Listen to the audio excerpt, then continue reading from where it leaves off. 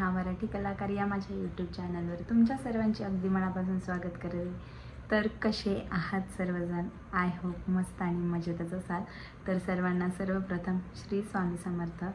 तर आता मी घेऊन येते मागच्या सक्सेसफुली जे चॅलेंज पार पडलं त्याच्यानंतर आता मी सेकंड चॅलेंज घेऊन येते वेट लॉससाठी। आणि त्याचबरोबर श्रावण पण सुरू होतोय, तर मग म्हटलं आपलं उपवासही होतील आणि वेट लॉसही होईल, म्हणून मी हे डबल चॅलेंज घेऊन येते, Shravan special weight loss challenge. तर मला माहीतच आहे की सगळेजण मे बी श्रावणातलं कोणी पूर्ण श्रावण पकडतो म्हणजे उपवास, किंवा कोणी सोमवार शनिवार पकडतात, कोणी फक्त सोमवार पकडतात। तर त्याचसाठी मी डाएट प्लॅन पण सांगणार आहे, व्हिडिओ शेवटपर्यंत नक्की कंटिन्यू करा। तर मी 16 सोमवारचे पण उपवास धरणार आहे। तर माझं हे दुसरं वर्ष आहे 16 सोमवारच्या उपवासाचं। तर मी ते मलिदा आपण जे करतो, कुणी त्याला चुरमा वगैरे पण म्हणतात, तर तशा पद्धतीचं मी धरलेले होते पहिल्या वर्षी। आणि त्यानंतर मला प्रेग्नन्सी राहिली, त्यानंतर पिल्लू छोटा होता म्हणून माझ्यामध्ये 2-3 वर्ष गॅप झाला। पण आता या वर्षी पासून मी सेकंड वर्षाला म्हणजे कंटिन्यू करणार आहे ते 16 सोमवारचे उपवास। तर मी त्या दिवशी तर मी सॉल्ट फ्रीच करणार आहे, कारण दिवसभर लिक्विड वगैरे आपण काही घेऊ शकतो, पण मी मे बी पाणी ग्रीन टी वगैरे असंच काहीतरी घेईल। आणि संध्याकाळी जेव्हा पूजा वगैरे करून येईल मंदिरातून, कहाणी वगैरे वाचेल, जी 16 सोमवारची कथा असते ती झाल्यानंतर मग मी उपवास सोडल। तर उपवासाला मी फक्त मलिदाच खाणार आहे, तर त्यात काही तसंही त्यात मीठ टाकतच नाही। तर मग माझा तो दिवस पूर्ण सॉल्ट फ्रीचा होऊन जाईल। आणि तसंही मी कोणताही उपवास असला तर पहिले पण सॉल्ट फ्रीचेच दिवस करायचे ज्या दिवशी उपवास असेल। तर तुमच्यासाठी मी डाएट प्लॅन सांगते की तुम्ही उपवासाच्या दिवशी एक टाइम फळं खाऊ शकता। फळामध्ये तुम्हाला डाळिंब, ॲपल हे दोन्ही, किंवा मग तुम्हाला जे वाटेल ते सीजनल कोणतंही फ्रूट खाऊ शकता। पण त्याच्याबरोबर तुम्ही भिजवलेले शेंगदाणे पण खाऊ शकता, कारण शेंगदाण्याने कसं चावायला मदत होते।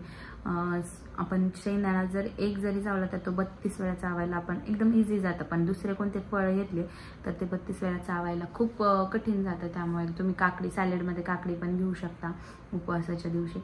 आणि सकाळी हे घेतल्यानंतर संध्याकाळी तुम्हाला जे पाहिजे ते उपवास सोडताना घेऊ शकता।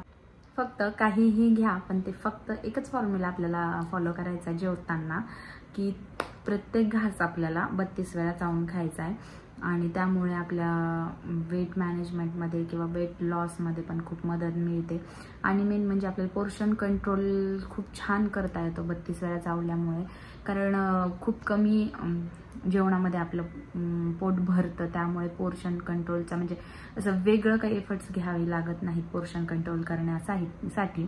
तर मी पूर्ण महिनाच श्रावणाचा धरणार आहे, तर त्यामुळे मग मी फक्त एक टाइमच जेवण करणार आहे। फक्त ज्या दिवशी सोमवार असेल त्या दिवशी मी सॉल्ट फ्री करणार आहे आणि काय म्हणतात त्याला मलिदा खाणार आहे। संध्याकाळी थोडा लेट होईल, फक्त एवढंच।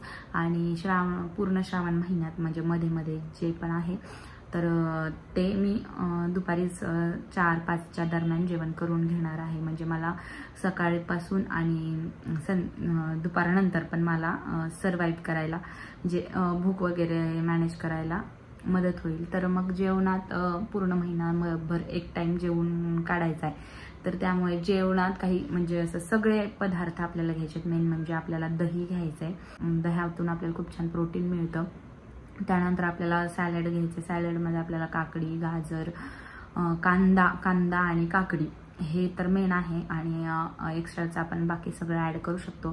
त्यानंतर आपल्याला ओमेगा 3 जे आपल्या शरीरात कमी पडतं त्यासाठी आपल्याला जवस घ्यायचे, म्हणजे जवसची चटणी करून ठेवायची, तीच रोज 1 चमचा भर घेतली तरी चालेल। तर त्यानंतर आपल्याला कोणतीही म्हणजे भाकरी किंवा चपाती जे काही आपल्याला लागतं कार्बोहायड्रेट्स, तर भाकरी किंवा चपाती काही घेऊ शकतो, किंवा मग त्याच्याऐवजी आपण भात पण घेऊ शकतो।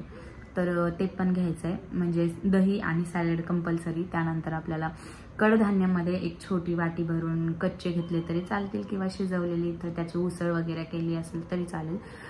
कडधान्य थोडंसं घ्यायचेच आहेत रोज, आणि त्यानंतर भाजी कुठलीही चालेल, शेंगदाणे थोडे म्हणजे भाज्यांमध्ये थोडंसं शेंगदाणे वापरायचे, म्हणजे शेंगदाण्यामधून पण प्रोटीन मिळतं, गुड फॅट्स मिळतात, त्यामुळे शेंगदाणे वापरायचे. आणि मेन म्हणजे एक लक्षात ठेवायचं की भाज्या बनवताना त्या तुपात किंवा ऑलिव्ह ऑइल किंवा काय आपल्याकडं सरसोचं तेल वगैरे असेल तर त्यामध्ये बनवायच्या. तर रिफाईंड ऑइल म्हणजे मोस्ट ऑफ रिफाईंड ऑइल वापरायचंच नाही आहे. साखर टोटली बंद करायची. थोडंफार प्रमाणात खाऊ शकतो किंवा गूळ, मला आता मलिदामध्ये मला गूळ खावा लागेल. साखर जरी मी नाही खाल्ली तरी मला एक दिवस, ज्या दिवशी मी मीठ खाणार नाही त्या दिवशी मला गूळ खावा लागणार आहे, कारण ते उपवासाचे तसे नियम आहेत म्हणून. नसते तर मग मी गूळ सुद्धा अवॉइडच केला असता. पण मी जे मलिदा खाणार आहे ते पण मी असं खूप जास्त प्रमाणात घेणार नाही आहे, थोड्याच प्रमाणात घेणार आहे. पण ज्या दिवशी आपण मीठ अवॉइड करतो त्या दिवशी गूळ थोडासा खाल्लेला चालेल. तर हे असं आहे. आणि जेवणामध्ये पाण्याचा, हे डाएटमध्ये पाण्याचा इंटेक भरपूर ठेवायचा आहे, कारण आपण एकच टाईम जेवणार आहेत, त्याच्यामुळे आपल्याला भूक लागण्याची शक्यता आहे. जे श्रावण महिना धरणारा नाही त्यांनी 2 टाईम जेवायचं आहे, पण हे सगळं इन्क्लूड करायचं आहे. आणि ज्यांना खरंच खूप जास्तच असं वाटत असेल की एक टाईम करणार आहे त्यांच्यासाठी सांगते, एक टाईम केल्यावर खूप त्रास होतोय किंवा चक्कर येते त्यासाठी, तर एक आपण कुठल्याही मेडिकल किंवा डॉक्टरांकडे आपले जे रेग्युलर डॉक्टर आहेत त्यांच्या सजेशननी एक कुठलीही छान अशी मल्टीव्हिटॅमिनची गोळी सुरू करायची. रोज 1 गोळी घेतली तरी चालेल, कारण त्याने काय होईल, आपल्याला मल्टीव्हिटॅमिन्सची कमी पडणार नाही किंवा आपण अशक्त वगैरे असं काही होणार नाही त्यासाठी. तर ते तर करायचं आहे. आणि ट्राय करायचं आहे, समजा जरी एक टाईमच जेवलं तर जेवणा अगोदर 15-20 मिनिटं एक छोटंसं फळ किंवा छोटासा डाळिंब, छोटंसं ॲपल वगैरे खायचं आहे. पण ते बसून सुद्धा 32 वेळा, जे काही खाणार आहेत ते पण 32 वेळा. जेवणानंतर 1 तासाने ग्रीन टी घ्यायची आहे. दिवसभरात जितका जास्त होईल तितका वॉक करायचा आहे, कारण टार्गेट मी यावेळेला ठेवणार नाही आहे की 10,000 वगैरे स्टेप्स, कारण का 2 टाईम जेवल्यावर तेवढी एनर्जी असते आपल्या शरीरात किंवा काय, तर टार्गेट ठेवल्यावर कसं ते कम्प्लीटच करावं लागतं. त्याच्यामुळे मी टार्गेटमध्ये 5,000 स्टेप्सचंच टार्गेट ठेवणार आहे, कारण एक टाईम आपण जेवणाचा स्किप करतोय त्यामुळे. आणि मी ट्राय करणार आहे, म्हणजे जमल तेवढं मी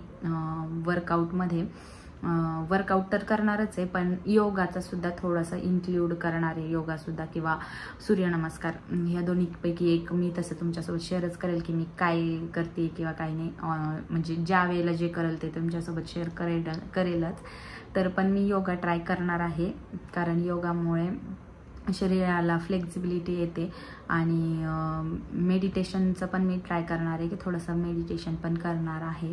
तर हे झालं वेट लॉसचं. तर पण त्याचबरोबर मी जे माझा दुसरा ऑडियन्स आहे समजा, तर पूजा वगैरे, तर मी श्रावणात कोणत्या पूजा करणार ते सुद्धा मी तर मोस्ट ऑफ ट्रायच करणार आहे की एक शॉर्ट वेट लॉसचा आणि एक long video detail daily vlog येईल माझा, की लॉंग व्हिडिओ पूर्णच, मग त्यामध्ये वेट लॉसचं पण इन्क्लूड असेल, पूजेचं पण असेल, घरातले काम असतील, रेसिपीज असतील, सगळं ज्यामध्ये लॉंग व्हिडिओमध्ये मी शेअर करणार आहे. आणि शॉर्ट व्हिडिओमध्ये त्याला लिमिट असते 1 मिनिटाची, आणि 1 मिनिटामध्ये आपण काय काय ॲड करणार ना, बरंच काही ॲड करू शकत नाही. त्यामुळे शॉर्टमध्ये फक्त वेट लॉसचं येईल. डेली मोटिवेशन असेल जे वेट लॉस करतात त्यांच्यासाठी, आणि डेलीचा एक लॉंग व्हिडिओ पण येणार आहे आता. म्हणजे मी ट्रायच करणार आहे की मला द्यायचाच आहे व्हिडिओ आता, कारण मला सगळंच ऑडियन्स माझा सगळीकडचाच आहे. ज्या काहींना माझे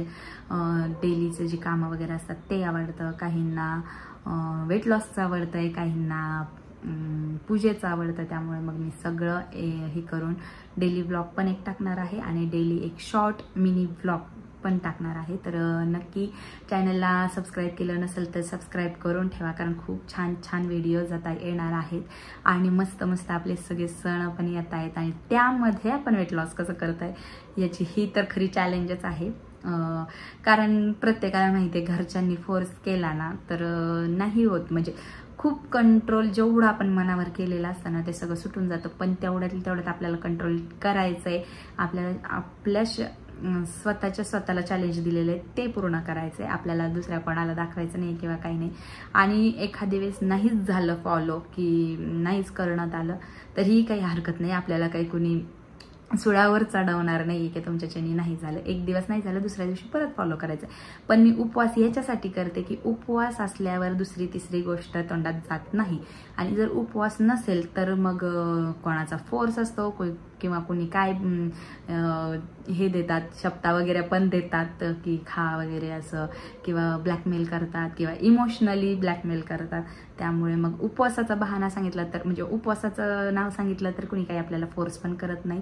आणि आपलं पण मन उपवास आहे म्हणून आपण कंट्रोलमध्ये ठेवतो. त्यामुळे मी खरं तर उपवास करते.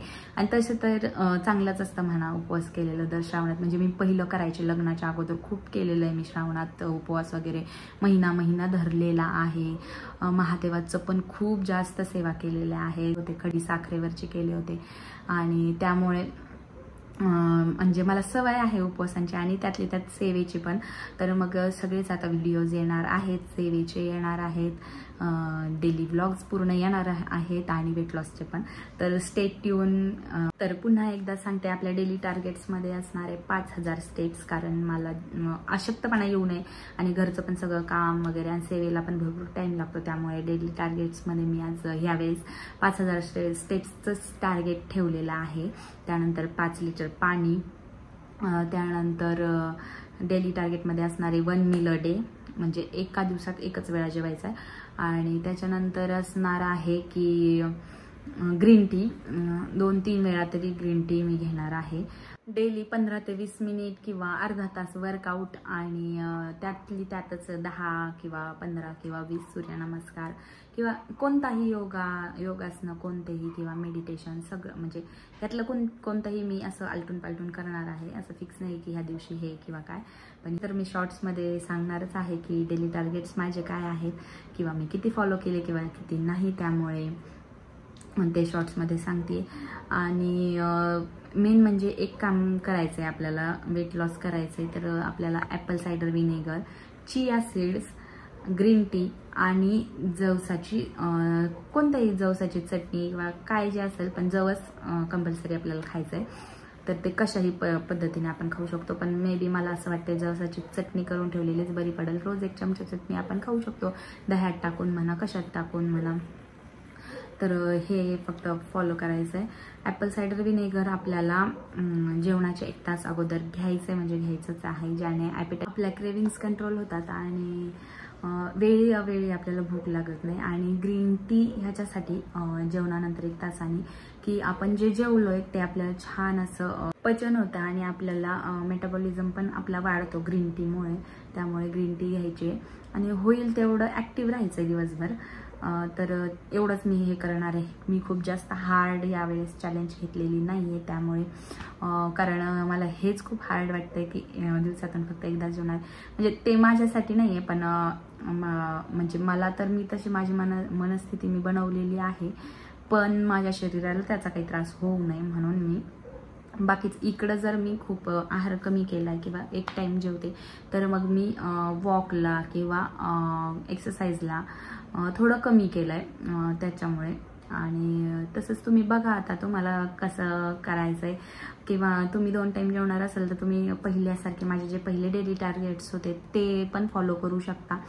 किंवा जर तुम्हाला उपवास वगैरे करायचे असेल तर तुम्ही हे पण फॉलो करू शकता. आणि जे 2 टाइम जेवून उपवास करणार आहेत, तर समजा 1 टाइम फलाहार घेऊन आणि दुसऱ्या वेळेला तुम्ही जेवून पण उपवास करू शकता. तर 1 टाइम फलाहार घेणं म्हणजे त्यामध्ये तुम्ही कोणतेही फळं, डाळिंब, ॲपल, म्हणजे मी जे घ्यायचे किंवा मी जे घेते मोस्ट ऑफ ते सांगते. कारण डाळिंबाला पण चावायला मदत, म्हणजे चांगलं जास्त वेळ आपण चावू शकतो. आणि त्यातले त्यात मग शेंगदाणे वगैरे घेतले तर त्याला पण आपण जास्त वेळा चावू शकतो. आणि त्याच्यासोबत दही कंपल्सरी घ्यायचं आहे. दही रोजच घ्यायचं आहे आपल्याला. सगळ्यांनी आत्ता पण व्हिडिओ आवडला असेल तर व्हिडिओला लाईक, शेअर आणि माझ्या चॅनललाही सबस्क्राईब करायला विसरू नका. तर पुन्हा भेटूया अशा छानशा आणि नवनवीन व्हिडिओसोबत. तोपर्यंत बाय बाय. व्हिडिओ शेवटपर्यंत पाहिल्याबद्दल धन्यवाद.